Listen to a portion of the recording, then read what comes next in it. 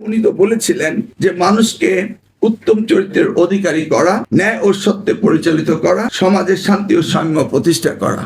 মহানবী হযরত মুহাম্মদ সাল্লাল্লাহু আলাইহি ওয়াসাল্লামের উক্তি আমরা জানি। তাহলে আমরা কি সেই জায়গায় রয়েছি? আমরা কি মহানবী হযরত মুহাম্মদ সাল্লাল্লাহু আলাইহি ওয়াসাল্লামের সেই বাণীগুলো মনে রেখেছি? কিন্তু আমরা যখন বক্তৃতা করি সকলে এগুলো বলতেছি। আজকের প্রেক্ষাপটে আমাদের এই নিউলি ইন্টারিম গভর্নমেন্ট, তারা কি বিগত সরকার থেকে কোনো পরিবর্তন এনেছে? কেন আমাদেরকে আন্দোলন করতে হবে?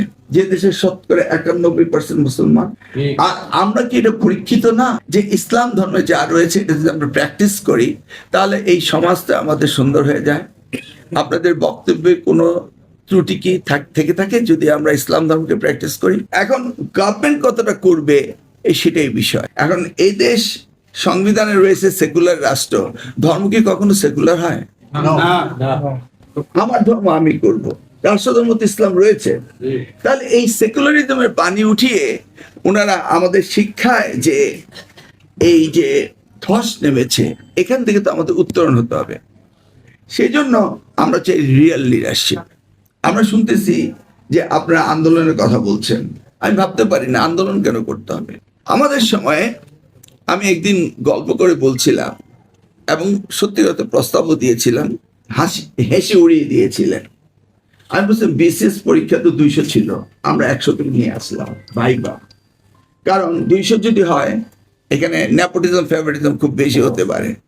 এই 100 পয়েন্ট ভাইবার মধ্যে আমি বলেছিলাম যে 30 পয়েন্ট ভাইবা আমরা ধর্মীয় যে শিক্ষাটা রয়েছে ওটার উপরে দিই। সাচেস যিনি কোরআনে হাফেজ তাকে আমরা যদি 30 পয়েন্ট দিয়ে দিই, আমরা হিন্দুদের জন্য বৌদ্ধদের জন্য সেভাবে নির্ধারণ করব, অথবা ধরুন 10 পয়েন্টই দিই অথবা 20 পয়েন্টই দিই, দেওয়া কি যায় কিনা? সকলে বললো না, এটা হতে পারে না। আচ্ছা ধরুন আমার কচুয়ার ইউনো, তিনি কোরআনে হাফেজ, at the same time Dhaka বিশ্ববিদ্যালয় বা নর্থ সাউথ যেখান থেকে হোক, বিদেশ থেকে হোক, উচ্চ শিক্ষায় শিক্ষিত একজন ইউনো থানা প্রশাসক, তিনি যদি কলফে কোরআন শরীফ থাকে তাহলে দুর্নীতি করাটা কি এত সহজ হবে ওনার জন্য? একবার ভেবে দেখুন।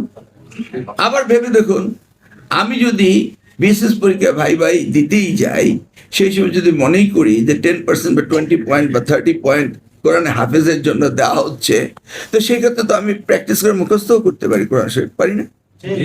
ওয়ান্স কোরআন আমার কলবে থাকবে তখন অন্যায় করা খুব কঠিন হয়ে দাঁড়ায়।